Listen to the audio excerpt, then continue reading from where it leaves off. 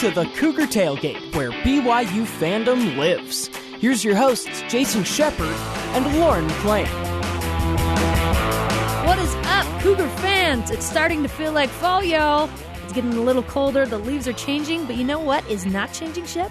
The Cougars being undefeated. I'm Lauren McLean. And I'm Jason Shepard. And did you just rhyme fall and y'all? I did. I like that. I'm not from the South, but it felt right. My husband is. I was going to say, so that counts. You married into the South. It's fine. He's from Texas. It's perfectly fine. Thank you. Like, we usually start the show by looking back at BYU's last opponent, but after a Friday game last week, we actually spent Saturday talking about that game between the Cougs in blue and the Cougs in red. And I don't know if you knew this.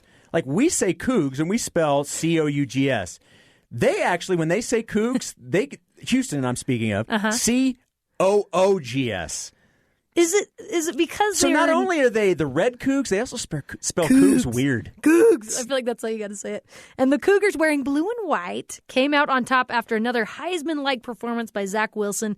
Remember to check our podcast feed or BYUradio.org for all our past episodes, and you can hear what we thought right after the game and get the reaction of our old colleague that we love so dearly, Spencer Linton. He was in his hotel in Texas. Yeah, he got up bright and early at noon Mountain Time to talk with us. Look, it was a late night for Spencer that night. It was. And he's like, hey, you guys, hey. No, yeah, he was great. Always loved talking with Spencer. And I share an office with him, so I get to talk with him all the time.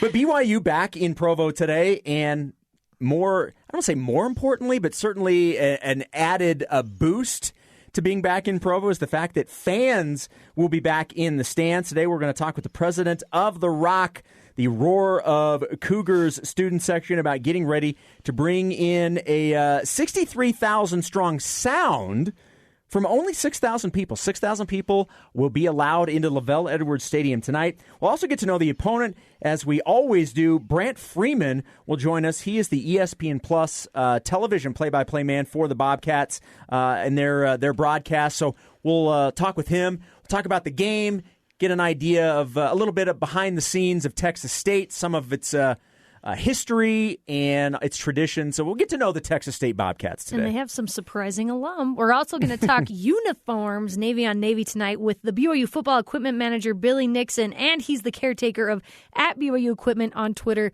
which you should give a follow to, because if you like swag, you like looking at BYU's uniforms, he is the guy to follow. Well, @BYU Equipment is the Twitter handle to follow. I hope he remembers that I'm a large. I don't know if I've told him enough. It does 100 times ingrain something in someone's brain. If it needs to be 101, Lauren, I'm willing to go that route, okay? I know you will. All right.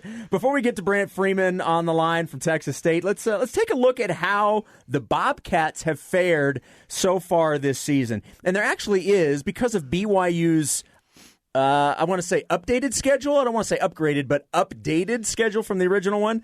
They actually have some common opponents. Two BYU common opponents, the 51-48 loss to UTSA and the 37-17 loss to Troy. So BYU played both, obviously won both, and the Bobcats played both and lost to both. This is a team in Texas State coming in with a record of 1-5. And by the way, this will be the Bobcats' 5th straight road game. Oh, that's rough. Imagine being on the road for games. Now, obviously, you're not on the road the whole time. It's not like you're traveling right. the whole week, but having to travel 5 weeks in a row to play a football game.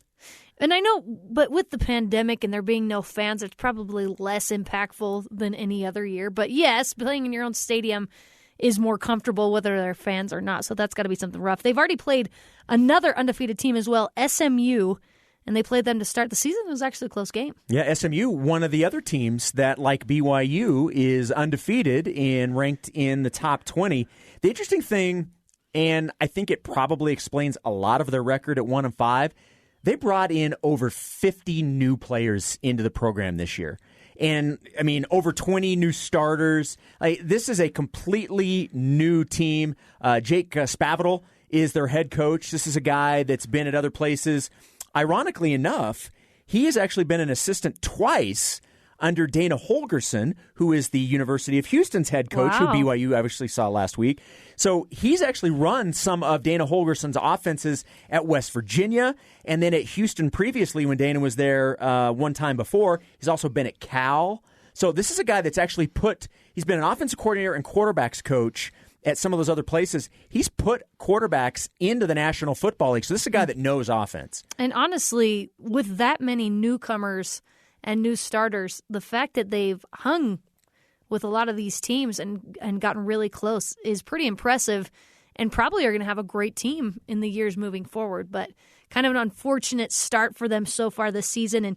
And Jake, his brother, Zach Spavital, their brothers, is the DC, the defensive coordinator on the team. So that's got to be a fun dynamic. I wonder if that makes it easier or more difficult to criticize if the defense has a bad play. I would imagine it makes it easier because you're used to yelling at your brother, right? Oh, totally. I don't know why we treat our siblings worse than other human beings, but that's just how it works. Have you ever worked with a sibling? I have, in small capacities, but I have. And? Did it go well? And it's all right, because we were kind of on the same level. They may be listening right now. That's true. No, we were on the same level. It's not like she was my boss or I was her boss. That's where it gets I think it can get a little dicey, is when you have to tell them what to do. We were kind of on the same level, so we were like, we weren't super invested in what we were doing, so it was fine. Was this an older sibling to you or a younger sibling? Yeah. Just right above me, though. Just 3 years. By the way, where do you fit in your family? I am the baby. I am the baby of 7 children. Wow. Chip. Okay. Yep. So they say the baby is spoiled, but I was not, because I was the youngest of 7. You had to deal with everybody wanting to give you... I had all the hand-me-downs. Yeah. But I loved it. I didn't even care. Where do you fall? I don't know how this is relevant. No, it really is not relevant at anyway. all. In terms of my mom and my dad, I am the only child. My parents are divorced. Okay. But I am the oldest of all of my half-brothers and sisters. So, yes. Well, we are on the opposite ends. Yes, of the exactly. Spectrum, yes. Which is why you get a heck of a lot more done than I do. No, I'm just kidding. Oh, man, good stuff. So Jake Spavital is the second youngest coach in college football right now. He's only 35, Shep. Doesn't that make you feel so old? It does, and it's not like I need more reasons to feel old. So, yeah. Look, it's everybody in sports is just getting young. Even in the NFL, you have head coaches in the NFL who are in their mid-30s. Yeah. It used to be that head coaches on any level, you had to be 60. It was a prerequisite. No more is that the case. Well, it's definitely not applicable to the President of the United States, that's for sure. No. But anyway, you have to be 35, though, to still be president. You do. See, I remember from school. See? But it feels like you have to be 80. Anyway, that's a bit of randomness and a bit of Texas State on the field. Coming up, we'll get to know the school and the team off the field with their TV play-by-play man, Brent Freeman. That's up next on Cougar Tailgate. Did you know Texas State battles Nicholls State every year in the Battle for the Paddle, named for when the rivalry game was postponed once in the 90s due to flooding?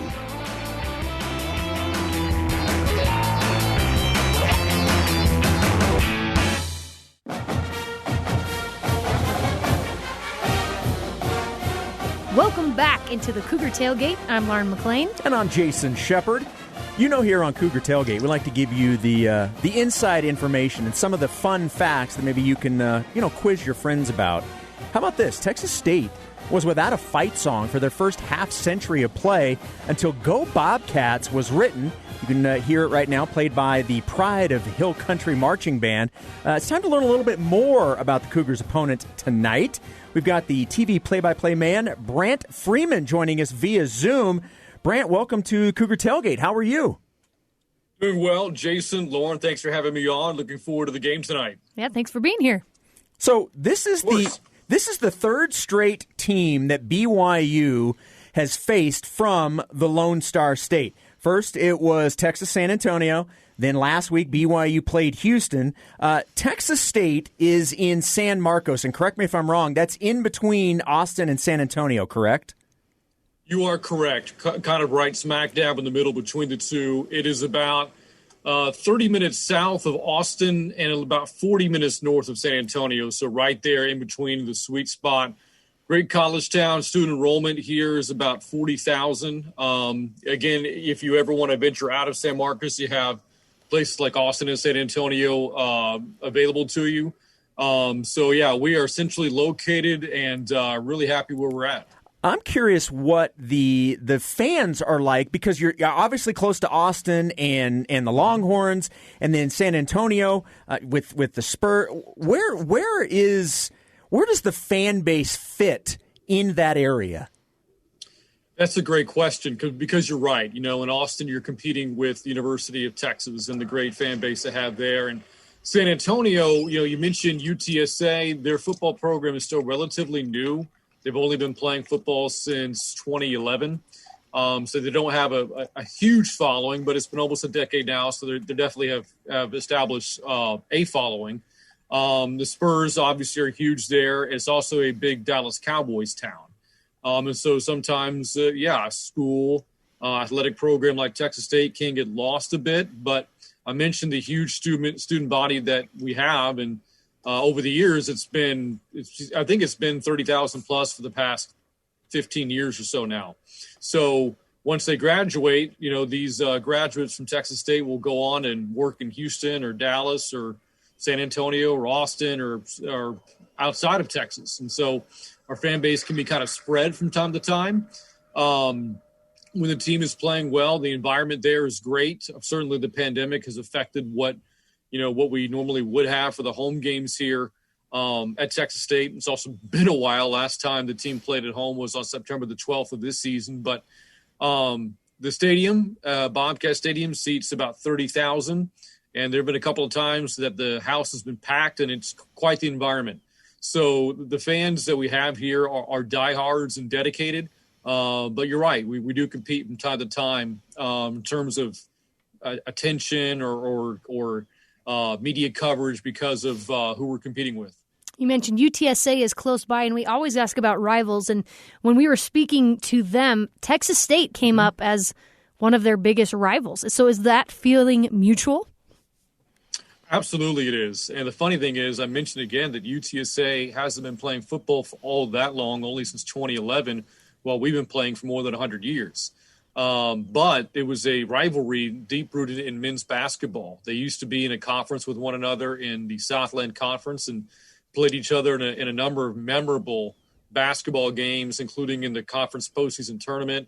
Some great players that went on to the NBA were a part of that rivalry. Jeff Foster at Texas State, then known as Southwest Texas. Devin Brown for UTSA later played for the Spurs and won a title with them. And, of course, Foster spent his entire career with the Indiana Pacers. And anyway, so the rivalry was kind of deep-rooted in men's basketball. The proximity had a lot to do with that. The two campuses are separated by about maybe a little less than an hour away. And they were in a conference with one another for 1 year in football in the WAC.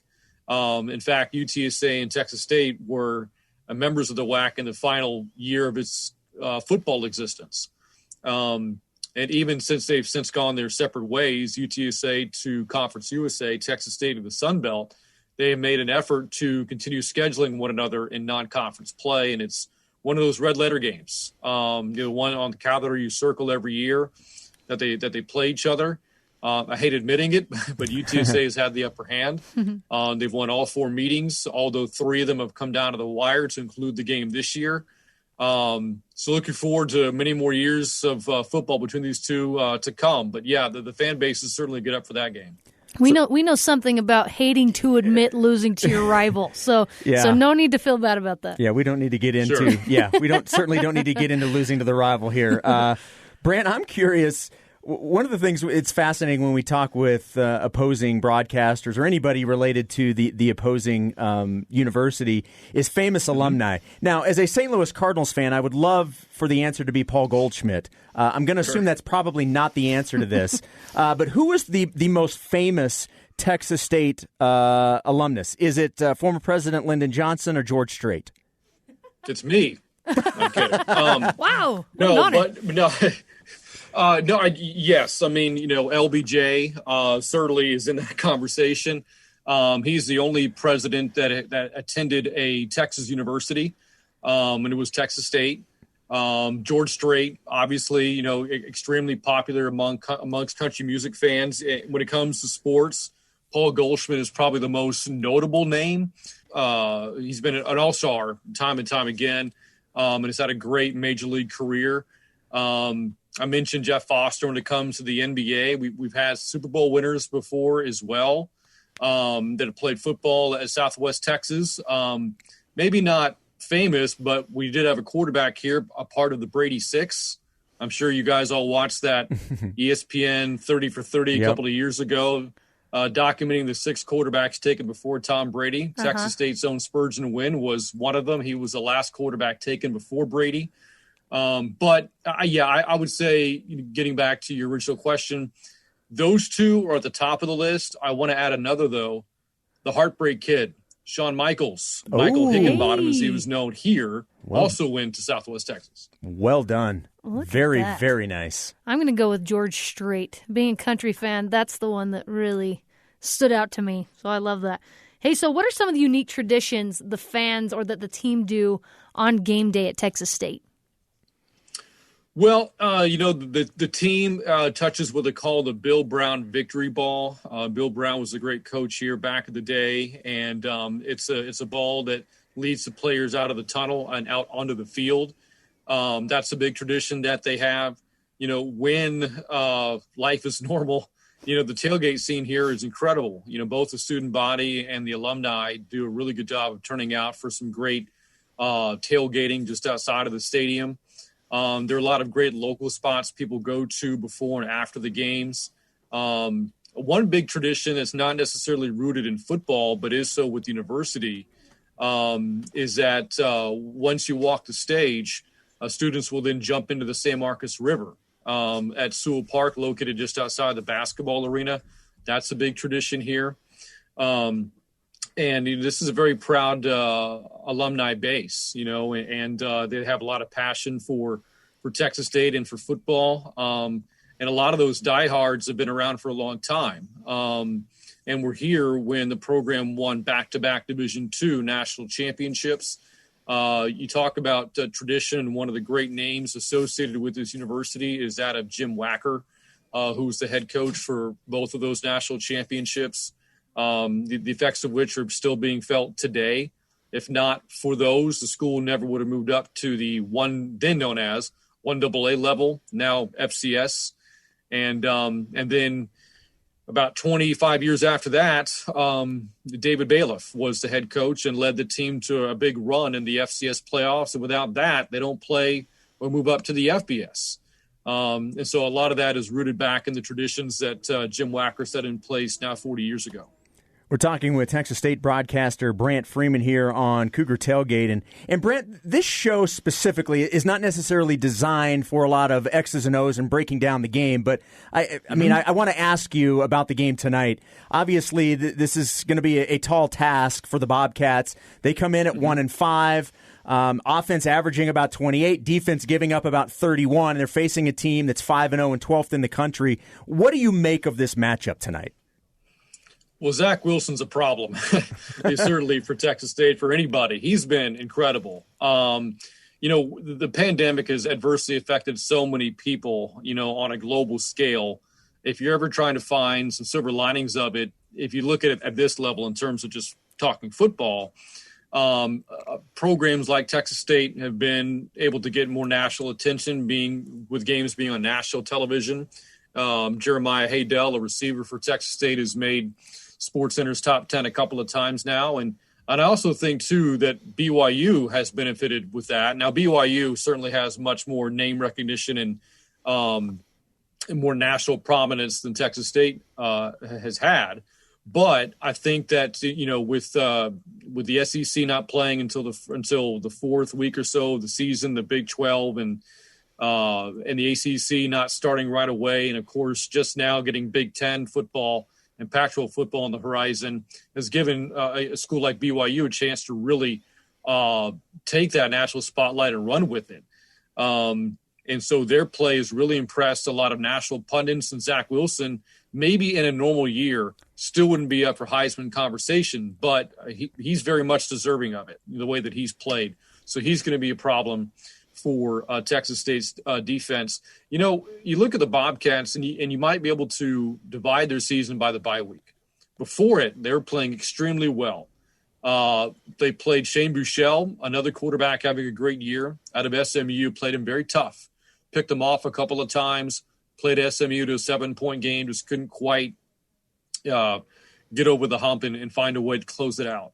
The UTSA game was one that Texas State arguably should have won. If they make an extra point with 1:15 left, arguably they do win that game. They didn't make the kick. They lost in double overtime. And, of course, as BYU fans know, UTSA is a good football team. Yeah. Pushed the Cougars a little bit there in Provo. In week 3, the Bobcats got their win and defeated ULM handily on the road in a conference game. In week 4, they should have beaten Boston College. Had a 2-touchdown lead late in the third quarter. Game got away from them late. Didn't trail until there were 3 seconds to go. Then the team at the bye week. Since then, though, they haven't played as well.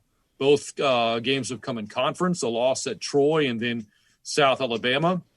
But talking to the coaching staff, they're not hanging their heads right now. They still feel very confident about themselves. They're going into this game as if they have nothing to lose. BYU does. This is a team right now maybe trying to get into the playoff conversation, getting Zach Wilson more and more Heisman talk surrounding him. And they're the ones that are 34, whatever it is, point favorites. And so the pressure's on BYU in this game, not Texas State. So the Bobcats are going to play free, play loose, and try to have some fun, and maybe by night's end try to pull off an upset. Brant, last thing before we let you go, and we appreciate you joining us. And this is something that we ask every opposing broadcaster that we have on. What's the storyline, or who's the player that people, when they watch the game tonight, should pay attention to in regards to Texas State? The easy answer is the quarterback, right? I mean, that's who everybody's eyes are drawn to, no matter the level of football you're watching. And Brady McBride is the quarterback for Texas State, a University of Memphis transfer. Actually transferred into the program last year, did so very late in fall camp.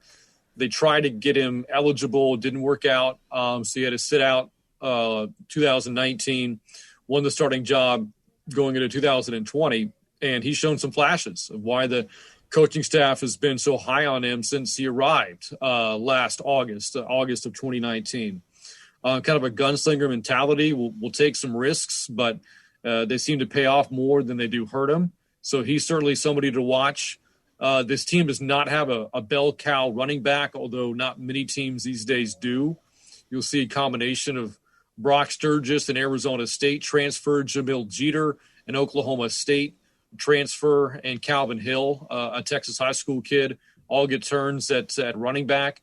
Probably the most exciting player would be Haydel. I mentioned him, and I think his play was number 2 SportsCenter top 10 following the game against SMU. Had an Odell Beckham-esque catch, kind of reaching back with one hand to haul in a touchdown in that game. And then the next week had a 91-yard punt return for a touchdown against UTSA that tied the game, and that's the extra point I was alluding to that wasn't successful. So offensively, they've got some playmakers. Enjoy watching the offense, on top of the talent that they have. There's a lot of creativity within Coach Spavital's offensive system, so that should be fun to watch. Well, we're excited to watch. Hopefully it'll be a fun game. Brant Freeman is the ESPN Plus play-by-play man for Texas State. Thank you so much for joining us on the Cougar Tailgate today. Lauren, Jason, I really do appreciate it again, and enjoy the game tonight. You too. Thanks so much. Thanks, Brant. And one other thing, he mentioned Calvin Hill, by the way. Calvin, if that name sounds familiar, it should. Calvin Hill is named after his grandfather, Calvin Hill, who is the former Dallas Cowboy great. Really? Oh, and by the way, Calvin's dad is Grant Hill, former NBA All-Star. So, yeah, Dang, athletics runs what? in their family, without question. He will be on display tonight at Lavelle Edwards Stadium. Speaking of on display, coming up next, we're going to be talking uniform combos. Love this conversation. Is it Navy? Is it Royal? We're going to talk with Billy Nixon. He is the BYU football assistant equipment manager, also known as the man with the mad dance skills on the sideline. Oh, you knew who I'm talking about. We're excited to talk with him. It's coming up next. We'll talk with Billy Nixon right here on the Cougar Tailgate. Did you know Boko the Bobcat is the mascot for Texas State? Their athletic director selected the animal 100 years ago because, quote, a bobcat will fight you with everything he has: 4 claws, teeth, speed, and brains.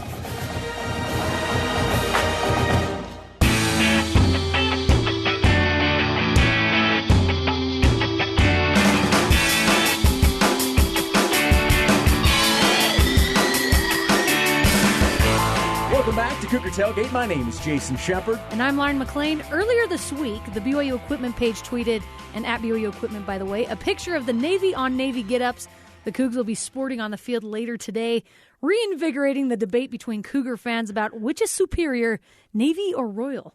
But how did BYU decide on this combo for today, and how did Twitter find out? Well, we have the man in charge of that tweet, the assistant equipment manager at BYU, Billy Nixon. Welcome to the Cougar Tailgate, Billy. Hey, thank you. I'm excited to be here.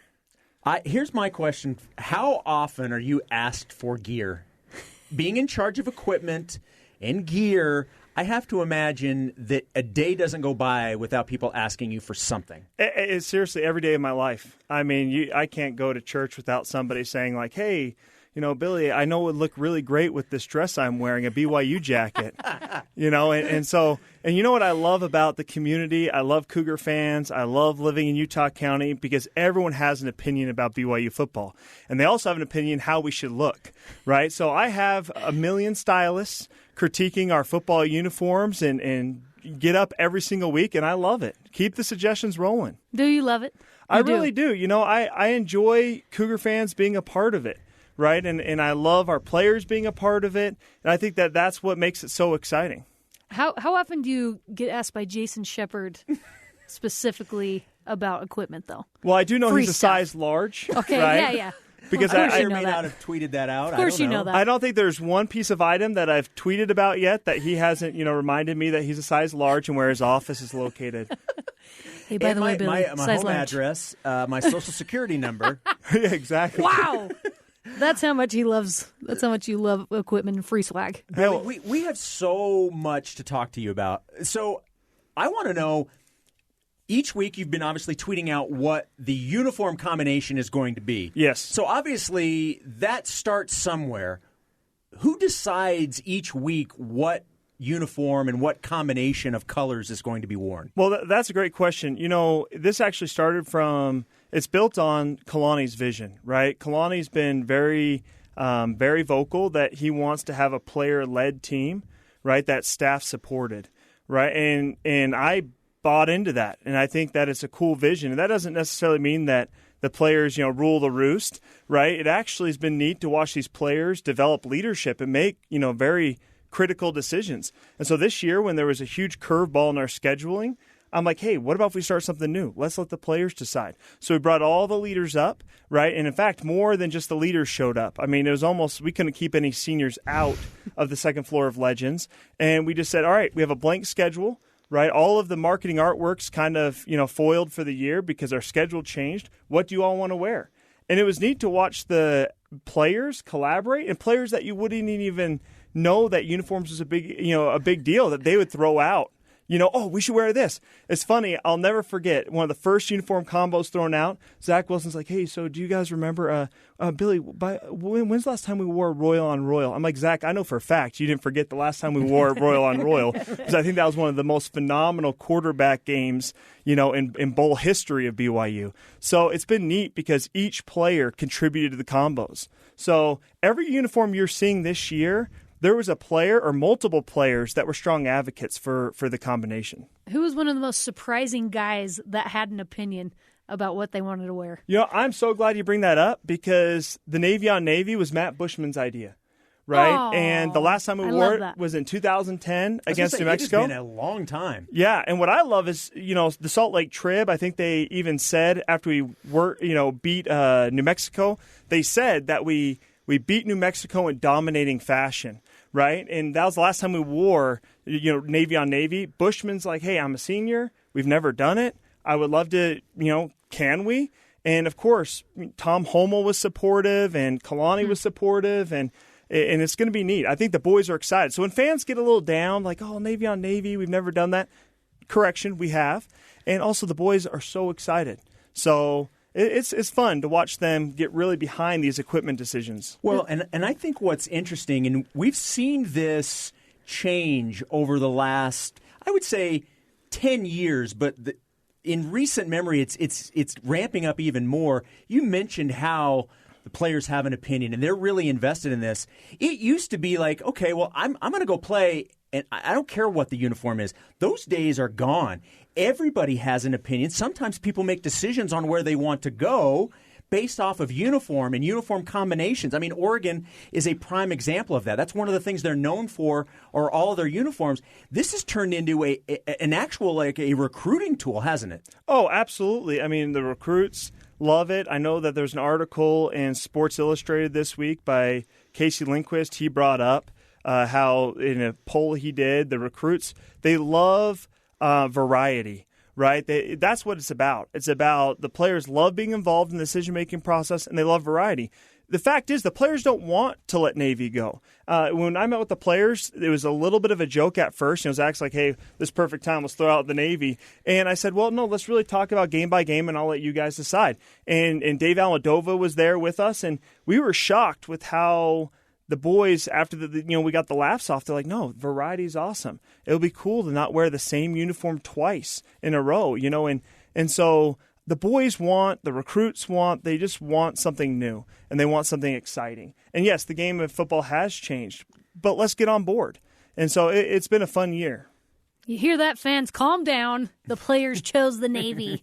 They can ease up a little bit. But speaking of the different colors, for most of BYU's existence, Royal has kind of been the color, and it's been coming back into trend. And it seems like I've heard Kalani say he loves Royal Blue and wants to bring it back. So do you think that could be one of the primary colors again? Do you see that happening?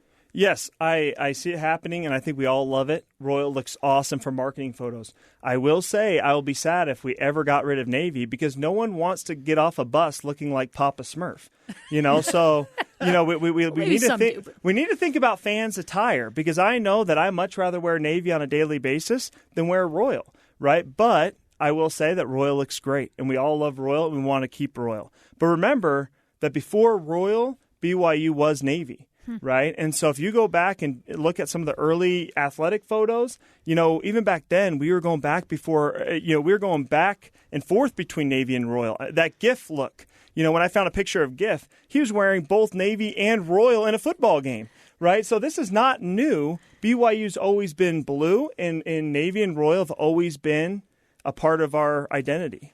Is there any chance, and I don't even know, I don't think this would look good probably, would we ever wear Navy and Royal? Because you said GIF in some of the pictures, it looked like he had both. I don't know what that look would look like, but is that even possible? So it is possible. I don't think it will happen anytime soon. But in fact, I played lacrosse here at BYU, and the year we won the national championship in 2011, our uniform combination was Navy with Royal accents in the jersey, and I thought it looked awesome. Right, so I think that Royal and Navy do look good together. I don't think they look good together all the time, but it's certainly a possibility.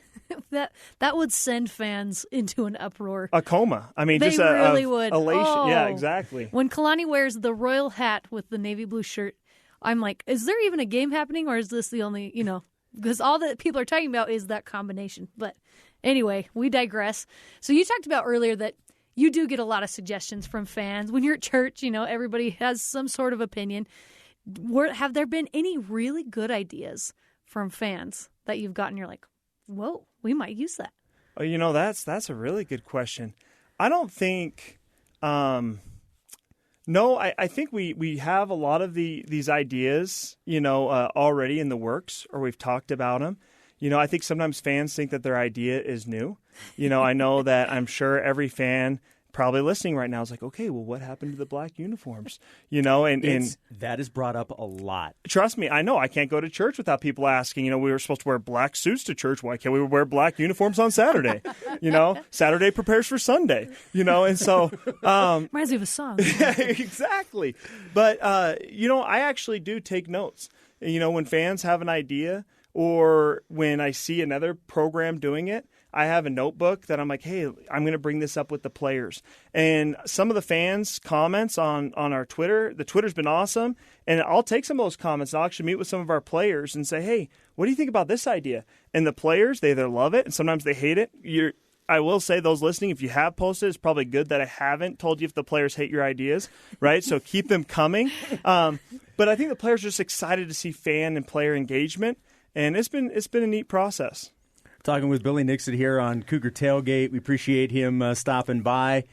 Big football game tonight. As we mentioned, BYU will be decked out in the all-Navy against Texas State, the Bobcats in Provo. So now, Billy, besides handling BYU football equipment, you've also started to make a name for yourself for other reasons. You've become the sideline dancing heartthrob.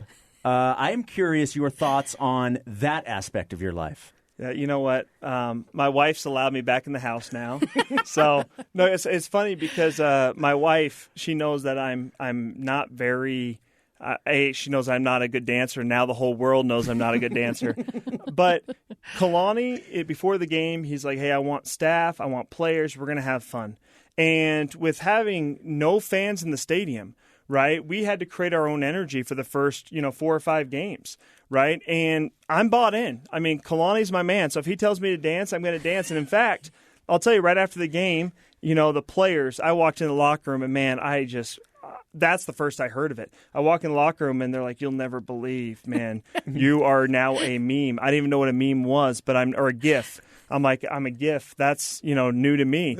And Kalani saw it, and Kalani kind of chuckled and said, "Hey, you know what, Billy? There's nothing to be ashamed about because I asked you to dance and you danced," right? And that's what our program's about. And in fact, Kalani and I talk about it all the time, and that I really don't care, right, what people think about my dancing. At the end of the day, I just care about what 123 football players think, right? And I need to keep them energized, and whatever that takes, we just want to win football games. And it's been a fun experience. And in fact, the boys, they're telling me I'm getting better. So that you saw a little taste of it on ESPN, I'm telling you right now, they see a whole lot of taste of it in the locker room after games. Wow. So we just have a lot lot of fun. You and Jason going to go on the road with this? I was going to say, what are we going to see next? Yeah, see, Jason wants to do a little coordinating dance and stuff. That is actually above my pay level. Yeah. So I'm very uncomfortable with that. Synchronized Jason's dancing. Like, come on, let's make up a dance. Synchronized dancing is not my forte. Synchronized dancing. I don't know if that's what it's called, but listen, please do it. Please do it. Just for us. Do it for the fans. Just tour Utah County. You'd do anything for Kalani. Let's talk to Kalani and say, hey, we're going to see if we can make this happen, Billy. Maybe give him a little bonus. I mean, only at BYU do I get a text message from my bishop that night saying, hey, are we going to see you at church tomorrow? So anyway, I think everyone's had a little bit of fun with that video. I love it. All right. Well, earlier when BYU played Troy, we saw that you are graduating or have graduated from Troy. What's that story? Yeah, I'm actually graduating with my doctorate in sport management, athletic administration, and that's been an awesome experience. What's funny is I actually defend my dissertation the morning of the Boise game, right? So that's a little bit of added stress. But it's been a fun experience. When I first sat in this seat or in this job, Dallin Moody, who worked up in the athletic department, told me, hey, if you want to really do great things, go back and get an administration degree. And I already had a master's degree in education. And I'm like, you know what? If I'm going to go back to school again to get an administration degree, I want to make this one count and be fun and something I really want to do. And Troy at the time just opened up a opportunity for people to join remotely. And so I'll actually be the first graduate to graduate from Troy remotely.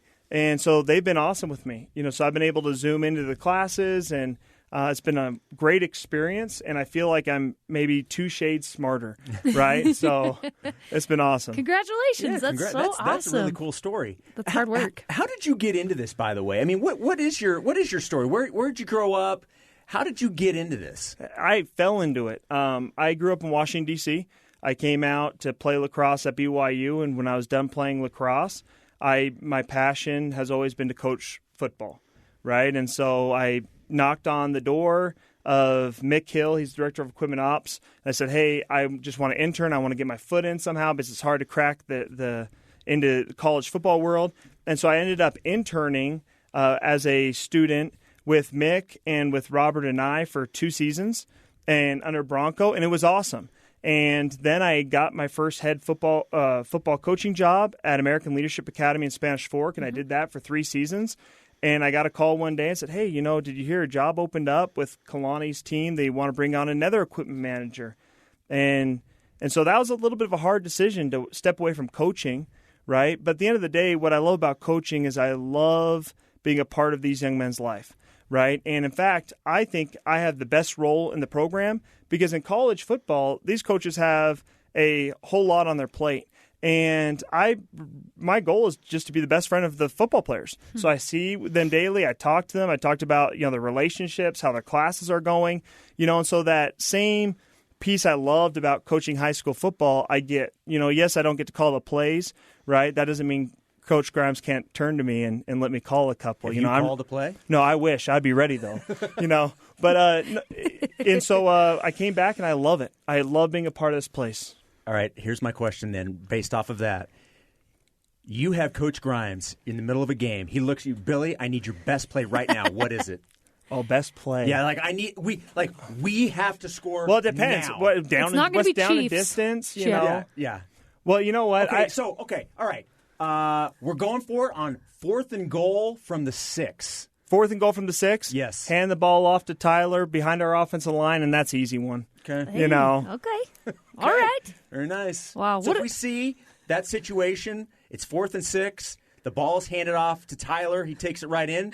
Can we assume you called that? Yeah, or we could just have Zach. He can run it up the middle, right? With our offensive line, you have as many options as you want. Just hand the ball off and keep it rolling. All right, I like it. We're gonna be like, Billy called that. A We're touchdown. gonna call that play Billy. He's nowhere near the play callers. No, but he's Billy dancing on the did it. 50-yard He's line. actually somewhere dancing with Jason Nye, synchronizing. Exactly. Synchronized dancing. Synchronized dancing. Oh, Billy, you were fantastic. Okay, one last question. So, game day has to be interesting for you. What is game day like for you when your day starts, and how does it finish? What's it like? So, really, in this part of the season, they all kind of blend in, right? I feel like we're on a roller coaster, and we won't stop until the bowl game. But my staff and I get there probably about 5 hours before the game. The locker room's already set up, so we just kind of fine-tune things. And then when the team arrives, we take care of the team's needs, coach needs. During the game, I have 10 full-time student assistants that are awesome. Some of them, are ball boys during the game. Some of them are there to fix equipment, and they do a remarkable job. After the game is kind of where the action starts, because after the game, cleaning up the locker room. I mean, think about it. Tomorrow's 8:30 kickoff, so I already know in my head we're not getting the truck loaded to leave this place until 1 o'clock, and then usually cleaning up from a game will take anywhere from 8 to 18 hours, right? Just from trying to get all the stains and jerseys and helmets fixed and ready to go for next week. So it's a lot of fun. It's a lot of fun. The smell is what came to my brain, honestly. I know. That's what I'm thinking And that's about. actually why, I'm so excited to watch them, because some of these guys, I'm not going to say Bracken El-Bakri's name by any means, but I definitely won't say I'm telling you right Bracken. now, there are some guys that if we left it up to them, they would not wash anything, right, because of superstition or some reason. You have a good game, you don't want to mess with Yeah, it. everyone has a good excuse not to wash their clothes, I guess. You're like, Bracken, please take your socks off, please. I'm like, bro, please, Give me I'll your wash socks. it. Bracken, please, I'll help you. I'll do it I'll do for it for you. I will take them off. You got to wash those. But you know what? It's players like that, that it's just fun to be around, right? Bracken always makes it exciting. All the players, the more you're in this, you realize they're all individual. They all have needs, but they're so much fun. They're a great group. He's Billy Nixon, Assistant Equipment Manager for BYU Football. Billy, thank you so much for doing this. And by the way, great job. I don't know how much of this kind of stuff you've done. You're a natural. You are a natural with this. Yeah. Very nice. Oh, see, I've been very, looking. very well spoken. I've been looking for the cane to yank me off. So No. Stuff, man. You've just opened the door. Yeah. You just opened the door. We are going to have you on this program again. I can promise you Good. that. If you ever have a gear question, I would love to answer it. And Billy, don't ever forget, When I'm this guy size right here large. Is a size large. I was just going to say, Large. when I'm not pregnant, Billy, around a medium. A medium. All right. Just Well, keep hey, that in mind. I'll take care of you guys. I am not pregnant, and I am still a large. I'm All not right, pregnant, all and right, I wish Chip. I was a large. Billy, you are free to leave now. All right, thank you Billy, very thanks much. so much. Coming up, we have the president of the rock section, Jason Hewlett, and he'll be talking about what it's going to be like having fans in LES for the first time. This is Cougar Tailgate. Did you know the Bobcats were bowl eligible their first 2 years after moving up from FCS, although they've never been selected to play in December?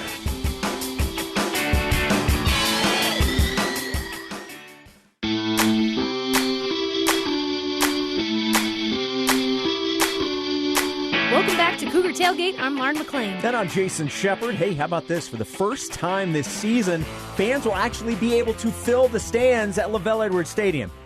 And actually film, that may be somewhat of a misleading comment. They won't be full. There's going to be 6,000 fans, masking, of course, social distancing, of course, that will be allowed into LaVell Edwards Stadium for the very first time. That will also include parents, families, superfans, and, of course, The Rock, BYU student section. This is Rock Talk on Cougar Tailgate. It's a special edition of Rock Talk today. Sometimes we go out and get a lot of opinions from different fans, but today we've got one here with us to walk us through The Rock's unique role this year and some of the procedures for fans in the stadium. We welcome back to the show the president of The Rock, Jason Hewlett. Hey, Jason. Hey, how's it going? Good name, by the way. That is a great name. Well played by you and your parents. Yeah. More your parents than you, yes. I didn't have much of a role in that, but I never know. Jason, when did BYU let you know that there could be fans in the game and that the student section could be there? well, it was definitely a topic of conversation over the summer. A lot was up in the air about fans in the stadium, what that was going to look like. Right up until the beginning of the season, there was a lot of hope that we would have fans. And in fact, we sold tickets to that first home game to The Rock. And then unfortunately, the code changed for Utah County. And then they decided that we wouldn't be able to have The Rock or fans in general in the stadium for that first home game. So that was kind of a heartbreaker. But it was last week when they told us that for this home game against Texas State, we'd have fans in the stadium. Did it help you guys for this week? Obviously, it was disappointing for everybody when originally the 6,000, wasn't able to happen. But did it help that you had gone through the protocols on how to set everything up originally? Did any of those protocols change moving into this game, or was it kind of a seamless transition since you had already planned for it a couple weeks ago? You just move it to this week. Yeah, in fact, the tickets that were sold for that first home game, they just transferred over for this game. So pretty much everything stayed the same. I mean, we have a little bit more insight into the safety precautions that we need to keep in mind during the game and things like that. But for the most part, it was a pretty seamless transition between that first home game when we had sold the tickets and this one. So of those 6,000 fans, how many are going to be members of The Rock? So they haven't actually given us an exact number, and I'm still waiting for the number from the ticket office for how many student tickets were sold. But definitely not what we're used to. What are the protocols? What is it that you are letting people know? Okay, so if you're going to go, this is what you're going to have to do. What are the protocols that are in place now? Well, those that purchase tickets actually receive an email with the specific protocols for this game, including what gate they need to enter, where they need to park, no bags, things like that. There really aren't many things specific to The Rock as opposed to the other fans in the stadium. It'll be really different this year in the sense that The Rock is going to be seated individually, social distancing, and they're going to be pretty strict on that, on wearing masks during the game as well as keeping your distance from the other spectators. That'll be really different from years past because, as you know, The Rock is known for really packing it and being real close together, but those are probably the main things for this year. That Cougar flag in the fourth quarter is going to be looking real sad in the student section. I wouldn't be expecting to see that one this game. It's like, ooh. By the way, where is that housed? That thing is massive. Where in the world does that go when it's not game day? Yeah, we have a few different closets that we keep it in. We have to... a few different closets. Well, okay, what I mean by that is, we use it for basketball, we use it for football. The times when it gets really tricky is when basketball and football are going on, and so sometimes you'll see me walking making the trek between the football stadium and the basketball arena, pushing that flag in a cart if I need to get it from the basketball game to the football game or vice versa. You know what I was just thinking? Look, if you want to use this, feel free to use this. This just came to me as we were having this conversation. It would be a perfect place to store that thing?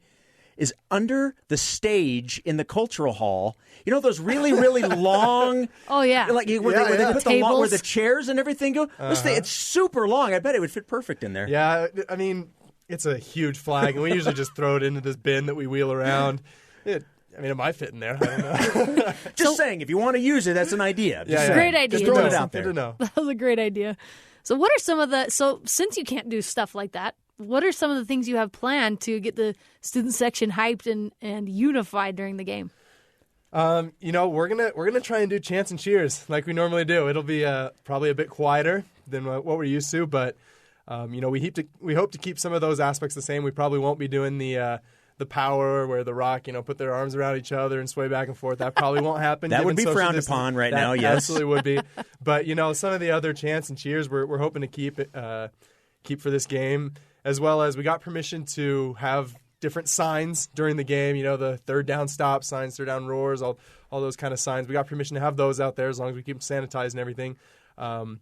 But we're gonna do our best, and this is our first game with students in the stands, with fans in the stands actually, and so we're gonna be rolling with the punches. We're just gonna be figuring it out as we go. Look, I think this is assumed, but I guess we probably should at least ask, since you're still waiting to find out exactly how many members of the Rock can.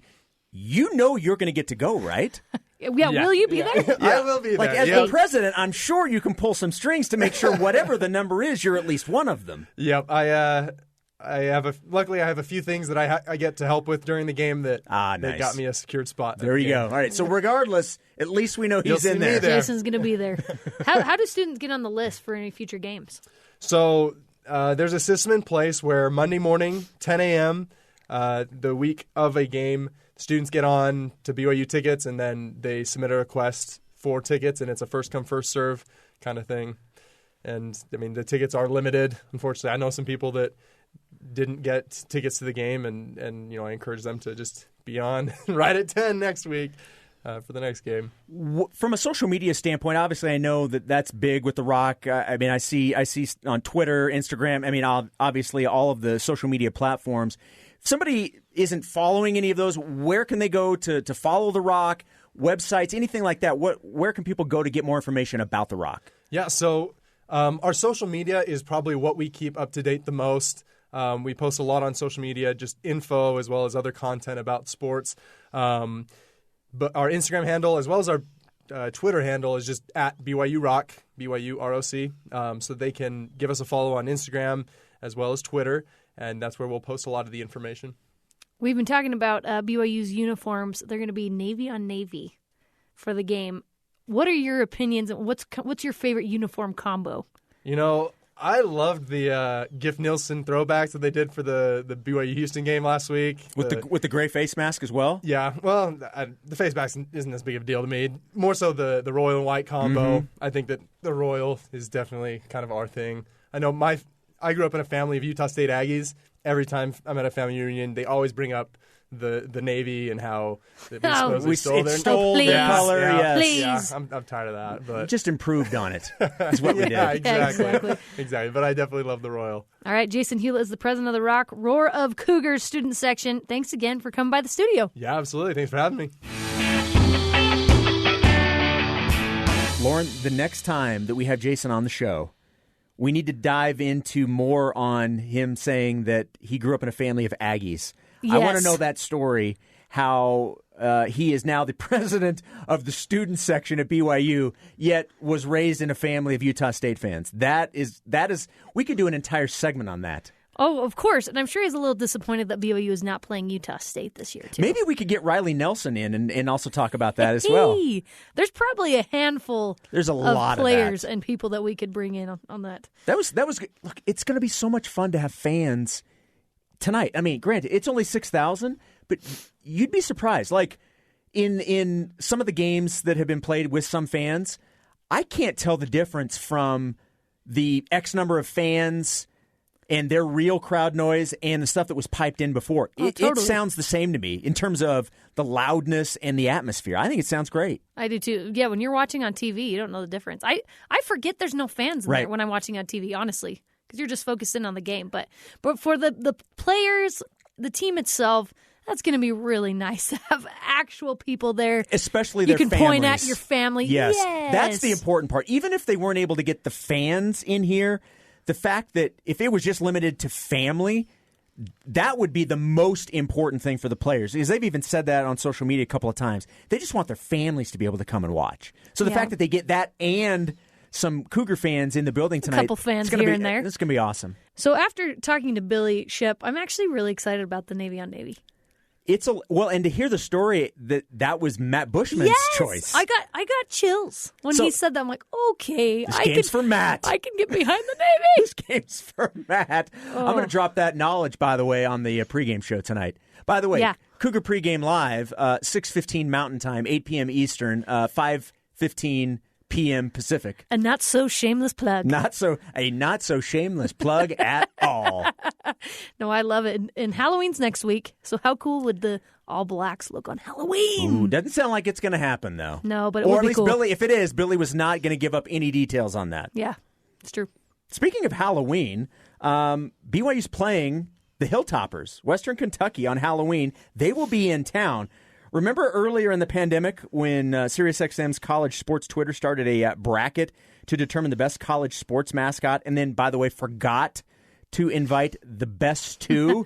That would be Big Red from Western Kentucky. Learned their lesson. And, of course, Cosmo the Cougar.